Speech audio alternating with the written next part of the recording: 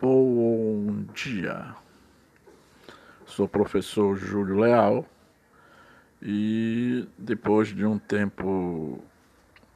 longo tempo, né, em virtude da pandemia, eu venho aqui dar reinício, pode-se dizer, o nosso ano letivo.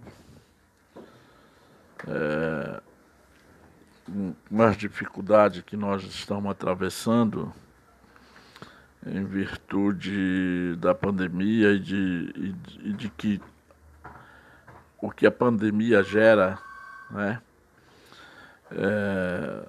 Questão de transporte, questão que não adianta entrar em detalhes aqui. Mas venho aqui dar esse novo pontapé para nós acabarmos esse ano letivo. E também eu quero dizer para vocês que eu vou ter que priorizar alguns assuntos, porque eu vou fazer uma nova releitura desses assuntos, né? E vou sintetizar, vou fazer um reestudo para achar aquilo que, dentro da minha experiência, que pode ser útil para vocês no futuro. E eu acho que as civilizações pré-colombianas já estão dentro desse contexto do que eu penso. Então, civilizações pré-colombianas. O próprio termo diz pré. Pré quer dizer antes, né? O que foram as civilizações pré-colombianas? Foram todas aquelas civilizações que viviam na América, já estavam aqui há muito tempo, antes da chegada de Colombo, tá? Antes de Cristóvão Colombo, que foi oficialmente considerado pela história aquele primeiro homem europeu a pisar, né? E que essas civilizações, elas são colocadas nos programas de vestibulares como exemplos os astecas, os maias e os incas, né? Essa pirâmide, o que é que essa pirâmide mostra? Que essas civilizações, elas foram grandiosas. Se você fizer uma comparação dessas civilizações com a civilização pré-cabralinas, por que pré-cabralinas? Porque eram aquelas civilizações que se encontravam onde? Aqui no Brasil, antes de Pedro Álvares Cabral, né? Os índios brasileiros, os tupinambás, os tupi-guaranins, todos aqueles índios, né, que se encontravam aqui, elas não são consideradas pré-colombianas, elas são consideradas pré-cabralinas, tá? Aí você me pergunta, professor, mas as civilizações pré-cabralinas, elas podem ser consideradas pré-colombianas? Não, porque isso é um termo de diferenciação, tá? Didática, tá? Então vamos lá. As culturas pré-colombianas, eu não sei se vocês vão perceber aí, elas se encontravam ali onde é que está essa parte vermelha, na América Central, tá? Que é o caso dos maias e dos astecas, e nos Andes, né? Que é o caso dos incas. Na América Central, os maias e os astecas, né? El Salvador, Guatemala, né? Essa parte vermelha, tá? Que é chamado na história de Mesoamérica. Mesoamérica são essas civilizações pré-colombianas que se localizavam aí na América Central. Os incas que se encontravam aqui nessa parte de baixo, nos Andes, ele é chamado de civilização andina, ou civilizações andinas, tá? Porque aquilo que nós entendemos como civilizações pré-colombianas é um conjunto de pequenas civilizações que é dominada por uma. Por exemplo, os maias dominaram um conjunto de pequenas civilizações e formaram, né, um processo de dominação lá na região. Os astecas formaram um grande império que submeteu também essas pequenas etnias. Os incas formaram o Império Inca aqui para a parte de baixo, na América do Sul, né, nos Andes, na parte mais alta, desde o sul da Colômbia, passando pelo Chile até aqui a Argentina, aqui embaixo, tá? Então vamos lá. Alguns povos pré-colombianos alcançaram um elevado grau de desenvolvimento econômico, social e cultural. Ora, é aquilo que eu digo, se você fizer uma comparação dos tupinambás ou dos tupi-guaranis que viveram no Brasil na mesma época, né, essas civilizações pré-colombianas ali da América Central e dos Andes, elas estavam num grau de desenvolvimento muito grande, construíram grandes cidades, né? Por exemplo, quando os espanhóis chegaram no Império Azteca, a cidade, a capital, tinha mais de 1 milhão de habitantes. Tinha mais habitantes que qualquer cidade europeia da época. Então eles construíram templos. Você pode ver que eu abri a minha aula com uma pirâmide, né? Uma pirâmide. Uma pirâmide que mostra o grau de desenvolvimento tecnológico e científico, embora sendo indígenas, mas eles apresentavam esse grau de desenvolvimento. Tinha uma sociedade bem organizada e viviam de forma harmônica com a natureza, né? Muito embora eles se utilizavam dos recursos da natureza, eles tinham uma certa harmonia com a natureza. Ele não destruiu árvores como estão fazendo agora, né? Não queimavam. Eles praticavam a queimada. Falando em queimada, né? Eles praticavam a queimada. Mas era uma queimada que não chegava a comprometer o meio ambiente, né? Eles eram politeístas. Por que eram politeístas? Porque eles acreditavam, poli quer dizer a crença em várias divindades, em vários deuses. Mono quer dizer a crença em um só Deus. Por exemplo, quem é cristão, né, acredita no quê?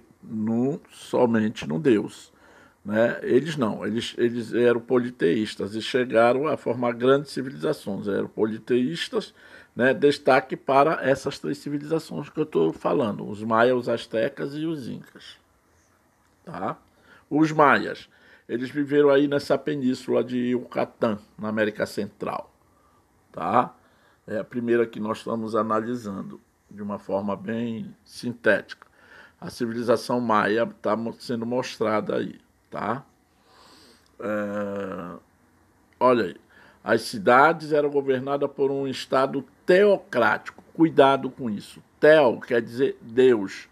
Crático, governo baseado na religião. Por isso que eles construíram grandes templos, né? A religião, ela tinha um peso muito forte dentro dessa sociedade, né? Tanto que as cidades maias, as maiores cidades maias, zona urbana, né, que era mais habitada pela elite, né, elas surgiram em torno dos templos dos deuses, né? O governo era teocrático. O que é governo teocrático? Governo baseado em preceito religioso. Tá? Todavia, não chegará a formar um império.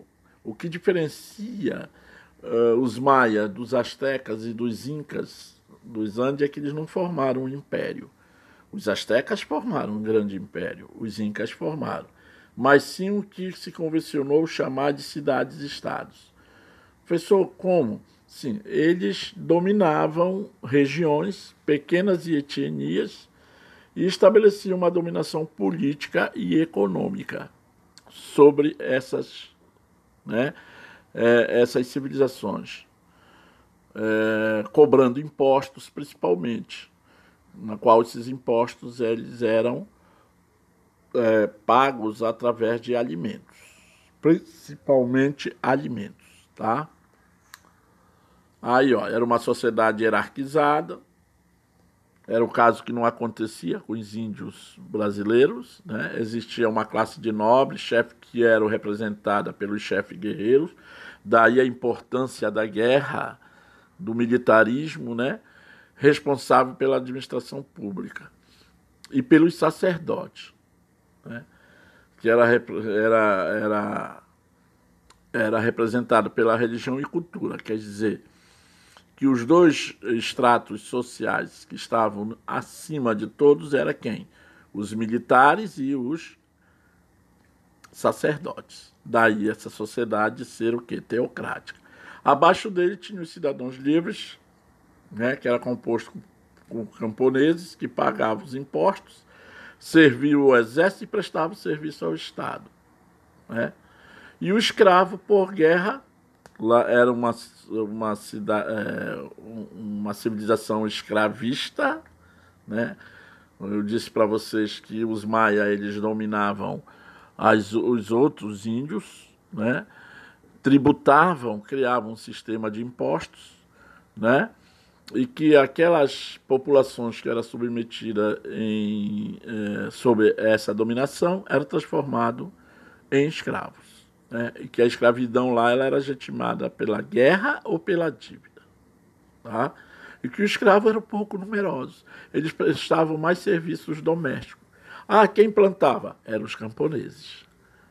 Preste bem atenção, quem plantava não eram os escravos, eles eram prestadores de serviço doméstico. Tá? Aí vem aí, ergueram pirâmides, templos e palácios, demonstrando um grande avanço arquitetônico. Veja bem, eram índios, eram povos indígenas, mas você vê até hoje, se você for na América Central, você vai se deparar com essas pirâmides, com esses templos imensos construídos pelos povos maias, tá? E sistema de observação astronômica, né? Vamos lá. Tá aí, ó. Elaboraram um eficiente complexo calendário. Aí era o calendário, olha. Que era esse calendário estabelecia com exatidão os 365 dias do ano, os 12 meses, semana, 7 dias, 24 horas, minutos. Hoje nós vemos pelo relógio, e eles já sabiam antes da gente que o ano tinha 365. Aí, como era possível? Através de observações, no meio está o sol desse calendário, através de observações dos astros, tá? Os maias usaram uma escrita baseada em símbolos e desenhos, hieroglifo, igual os antigos egípcios. Olha aí essa escrita, ela existe, ela foi encontrada. Por exemplo, os índios brasileiros, os tupi-guarani, eles não tinham escrita. A tradição, eu estou fazendo a comparação para você entender que eles eram bastante desenvolvidos. Não quero dizer que eles eram melhores que os índios brasileiros, mas eles estavam num estágio mais desenvolvido, sim. Tanto que eles desenvolveram um hieroglifo, né, que era o tipo de escrita deles. Tá? Olha aí, os maias desenvolveram uma matemática, olha aí, embaixo a matemática, destaque para a invenção das casas decimais, o valor zero, olha, tá aí, olha. Eles tinham conceitos matemáticos, vejam bem, eram índios, mas estavam num estado de desenvolvimento bastante elevado. Tá?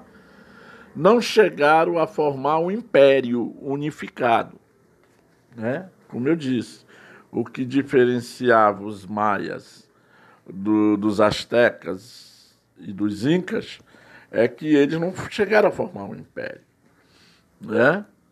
Mas eles dominaram a região, submeteram, né? Eles davam uma certa autonomia, uma certa liberdade àqueles povos dominados, outros indígenas, desde que eles pagassem o quê? Os tributos, os impostos. O outro povo foi os astecas, né? Os astecas, construídos no meio de um lago, a atual cidade do México. Os mexicanos são descendentes dos astecas, tá? São descendentes dos astecas. Olha aí.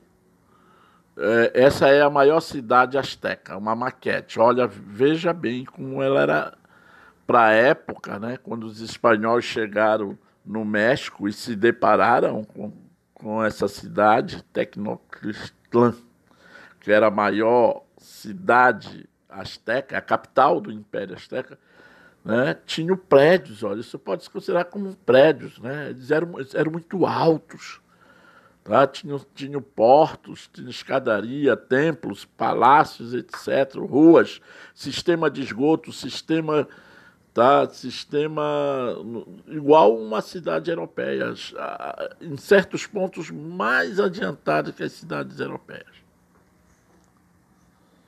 A civilização asteca se situava no atual México. Tá aí, olha, o tamanho do Império Azteca, né? Muito grande, olha, muito grande. Submeteram também um processo de dominação aí na América Central e hoje que é o México. Desenvolveram várias técnicas agrícolas, construíram obras de drenagem, chinampas, ilha de cultivo. Né? Eles estavam tão desenvolvidos, né, em técnicas de plantio que eles formavam essas ilhas, olha, em cima dos lagos e plantavam. Né? E os espanhóis, quando chegaram lá no México, eles ficaram assim impressionados como é que eles conseguiam plantar, né, em cima da água. Né? E isso mostra que os astecas, também quanto os maias, estavam num estágio bastante desenvolvido. Formavam uma sociedade hierarquizada, igual os maias, né, comandada por um imperador. Eles tinham um imperador, os camponeses, artesãos e trabalhadores urbanos compunham grande parte da população, a qual era obrigada a exercer um trabalho compulsório para o imperador. Era uma forma de imposto. Né? Todo artesão, todo camponês, né, eles tinham que fazer um trabalho compulsório. O que é um trabalho compulsório? Trabalho obrigado, era uma espécie de imposto, quando este os convocava para trabalhar em obras públicas. Aí vem a pergunta: quem construiu esses templos, essas cidades, essas ruas, esses canais? Foram camponeses, tá? Ok? Vamos lá. A sociedade também, olha, ela lembra muito a Maia, né? Os nobres, que eram os chefes, guerreiros e sacerdotes. Era a elite. Veja que também os astecas são uma sociedade teocrática. Né? Abaixo os grandes comerciantes, o comércio a longa distância e espionagem. Cidadãos livres, que vinham abaixo, camponeses, pequenos comerciantes e artesãos, pagavam os impostos, serviam o exército e pagavam corvéia. Corvéia é uma espécie de trabalho obrigatório que o camponês tinha que fazer, né, para o imperador. E os escravos, que eram por guerra, igual os maias, né, ou dívida. Poderiam adquirir a liberdade e tinham alguns direitos. Tá? E que eram a minoria da sociedade. Os astecas praticavam rituais de sacrifício humano. Tá? Olha aí, isso aí é uma pintura asteca. Acreditavam que com os sacrifícios poderiam deixar os deuses mais calmos e felizes. Eles arrancavam o coração, geralmente, dos prisioneiros, tá? E comiam os corações dos prisioneiros, dos inimigos. O que diferencia o sacrifício dos astecas para o sacrifício da Bíblia, por exemplo, do bíblico do cristão, é que o sacrifício cristão era um sacrifício de animais e o sacrifício dos astecas era um sacrifício humano, tá? É bom estabelecer essa diferença. Você vê que na parte de cima tem o sol, que era a principal divindade nessa figura aí, tá? Que ele está tirando o coração da pessoa e oferecendo ao sol, que era o Deus maior, a maior divindade asteca. Daí dizer que era teocrática, né? Era um governo também baseado na teocracia. Tá? Possuía um rico artesanato, tecidos, objetos de ouro, prata e artigo com pinturas. Olha aí, a cultura asteca ela é muito rica em detalhes. Tá? Os animais, a natureza, ela tinha uma simbologia muito grande no cotidiano dos astecas. O império começou a ser destruído em 1519, com as invasões espanholas. Os espanhóis dominaram os astecas, tomaram grande parte dos objetos de ouro desta civilização. Na verdade, as três civilizações, né, foram destruídas por ela mesma, mas quem deu o golpe final foi os espanhóis. Aí você poderia me perguntar, mas elas se autodestruíram? Sim, elas entravam em guerra entre elas. E elas, com o tempo, passaram por um processo de autodestruição. A chegada dos espanhóis só veio acelerar isso, dar o golpe final. E a última, os incas, né? Quem eram os incas? Não possuía escrita, olha, ele não possuía escrita, já é diferente dos astecas, possuía apenas um sistema contábil, chamado de quipos. Tá? Estabeleceram um Estado também teocrático, veja bem, e absolutista, tendo à frente o rei soberano. Né? Então, quem era a maior autoridade do Império Inca? Era o rei. E quem era o rei? A maior autoridade militar, a maior autoridade política e a maior autoridade religiosa. Você percebe que o militarismo, tá? O militarismo e a religião, ela tem uma importância muito grande na vida desses povos. Tá? Olha, nos Andes, aonde os incas, né, se estabeleceram. Tá aí essa parte verde, Império Inca, tá? Hoje que é o Chile, o sul da Colômbia, o norte da Argentina, o Peru, uma boa parte desse império se desenvolveu no Peru. Até hoje as cidades, a principal é Machu Picchu, que é considerado uma das grandes obras arquitetônicas dessas civilizações pré-colombianas. Tá? Essa cidade ela tá em cima da montanha, próximo das nuvens. É muito visitada por turistas do mundo todo. Aí vem a pirâmide, que é o Inca, olha lá. Você percebe que o Inca está acima de tudo. Né? No topo da pirâmide social estava o Inca. O Inca era o imperador, que era considerado filho do Sol. Né? Abaixo, o conselho do Inca, que era uma espécie de vice-reis. E os Curaca, que eram os chefes da aldeia, que era o representante do Inca nas aldeias que eram dominadas. E a comunidade indígena que formava o grosso, né, todo, da população. A alta aristocracia, olha de novo, os sacerdotes, os burocratas, que eram os burocratas que faziam as leis, e os curacas, que eram os curacas, os representantes dos incas, né? E o que é que eles faziam? Os curacas, nas regiões que eram dominadas pelos incas, cobravam impostos, né? Eles eram chefes locais, juízes e comandantes militares, tá? E existia uma camada média, também formada por artesãos e demais militares de baixa patente, camponeses e, olha, escravos, tá? Veja bem que camponeses e escravos estão presentes em todas as três sociedades. O sacerdote, o clero, função mágica e rituais. Por que função mágica? Porque ele era considerado como um adivinho, né? E ele que comandava os rituais, o clero. Olha a posição do clero, daí ser teocrática, né? A nobreza era formada pelo Inca e pela sua família, pelo chefe guerreiro, né? E os curacas, que eram os juízes e comandantes militares. O povo era formado pelos camponeses, que era submetido à mita. O que era a mita? Era um trabalho obrigatório que os camponeses faziam, né?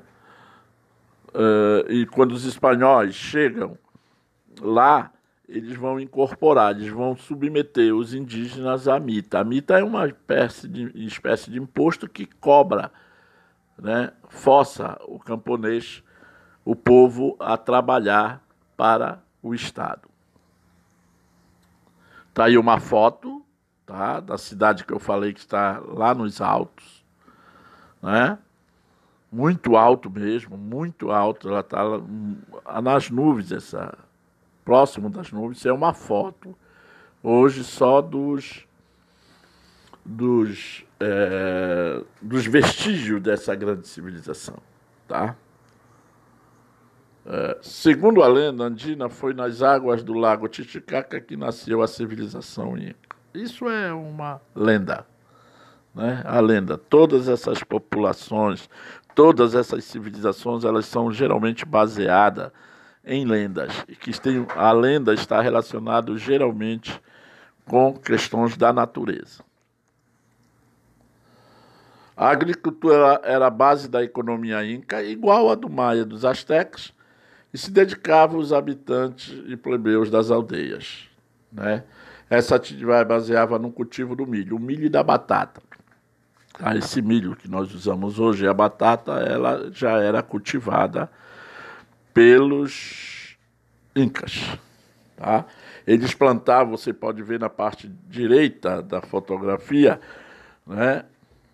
Isso são encostas das montanhas. Aí era o tipo de hortas, de grandes hortas que eles plantavam e faziam um sistema de irrigação que colhia a água da chuva e a água ia descendo e ia irrigando. Isso quando eu estive com vocês no primeiro semestre, né, nos primeiros meses, eu mostrei isso para vocês e expliquei. Não sei se vocês lembram. Desenvolveram o quipos, que era um conjunto de barbantes coloridos fundamentais para a organização de um complexo sistema de contabilidade. Aí era a matemática dele, era através disso que eles faziam o censo, era através daí que eles cobravam os impostos, que o quipo era como se fosse a bússola dos incas, tá? A religião era uma mistura de culto à natureza e crenças mágicas, né? Os maiores templos eram dedicados ao sol, o Inca, né? Realizava o sacrifício tanto de animais como de humanos. Isso é um objeto Inca todo em ouro, né? O ouro para eles e a prata não tinham uma validade econômica, tá? Tinha mais uma validade de representação, de arte. Não tinha um critério econômico o ouro, tá? Daí, quando os espanhóis chegaram nessas civilizações, eles se depararam com objetos, templos recobertos de ouro, tá? O que foi que aconteceu, na verdade? Essas civilizações, elas desapareceram, né? Elas entraram em crise, como eu falei antes, por questões internas, né? Guerras intertribais, tá? Que enfraqueceram, mas o golpe mortal foi a chegada do europeu, né? Dos espanhóis, que submeteram estas populações a um processo de etnocídio. O que é o etnocídio? A destruição da sua cultura, né? A destruição dos seus valores, por exemplo, religiosos. O espanhol é católico, cristão. O que foi que ele fez? Ele impôs a sua civilização ele impôs a sua religião sobre essas civilizações, né? A mentalidade europeia supera os seus medos. O que é que quero dizer isso? O europeu, ele tinha medo do mar, né? Por isso que está mostrando essa imagem. Mas pela questão do desejo do ouro, da prata, do lucro, do comércio, ele atravessa o mar e chega às Américas, né? E a partir daí, como se diz, a Europa inventou a América e se reinventou com ela. Por quê? Vamos analisar. Ela inventou a América porque a América passou a ser vista dentro dos critérios europeus, né? Dentro da lógica europeia, né? Tudo aquilo que era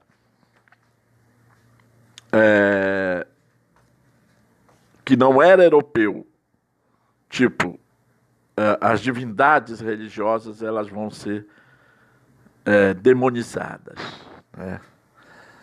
Elas vão ser demonizadas, comparado àquilo que é primitivo e cruel. O certo, dentro dessa lógica, era o cristianismo, o Deus do branco, que se impõe às divindades locais, né? Por que se reinventa? Porque há uma troca de...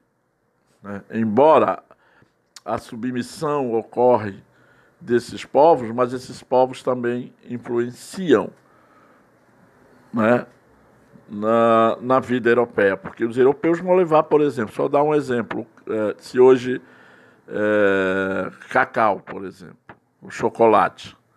O chocolate se come na Europa, mas o chocolate é uma invenção daqui da América, desses povos. Eles usavam semente de cacau, né, como moeda, por exemplo, tá? Então, há uma troca de valores. Mas eu falei, há o etnocídio, que é a destruição, né? O etnocídio quer dizer isso, a destruição cultural dessas civilizações. Há um genocídio. O que é o genocídio? É o que está ocorrendo hoje, por exemplo, com as populações indígenas brasileiras que estão sendo mortas. O seu espaço está sendo destruído, né? Nós estamos tendo, hoje, em pleno século XXI, o que os europeus fizeram lá no século XVI, no século XV e XVI, né? O que foi que os europeus fizeram? Eles destruíram essas civilizações em todos os aspectos. O que é que o homem branco está fazendo hoje com os índios da Amazônia, com os índios do centro-oeste brasileiro? Destruindo, derrubando árvores, queimando árvores, matando os animais, secando os rios, né? É uma violência praticada, né? Parece que a história ela é revivida. O que aconteceu com essas civilizações? O que foi que o branco trouxe? A guerra. O que foi que o branco trouxe para essas civilizações? Um novo modelo de escravidão baseada no lucro. Ah, mas eles já se escravizavam? Sim, mas eles se escravizavam não com o desejo do lucro. O europeu traz, né, um novo sentido de escravidão, um novo modelo de escravidão. O que é que o branco traz? Uma nova religião. O que é que o branco traz? Doenças, por exemplo, como a varíola, né? Doenças venéreas, a cólera e a guerra, a violência, né? E esses fatores vão ser elementos de destruição, né, dessas culturas. Essas culturas, o que na verdade vai haver é o etnocídio, volto a dizer, etnocídio, destruição cultural, e o genocídio, a destruição física. Então, meus lindos alunos, eu fico por aqui e vou dizer para vocês, isso vai ter continuidade, entendeu? Eu não estou obedecendo muito aquele critério, nós não, vai estar na teoria que vai ser no nosso horário, mas toda semana, se nós temos 3 aulas, por semana, nós vamos ter 3 vídeos aulas, tá? Porque dentro de aula remota eu estou achando um pouco difícil, que tem alunos que têm problema com internet, etc, etc. Tá? Então, bom dia, muito obrigado pela atenção de vocês.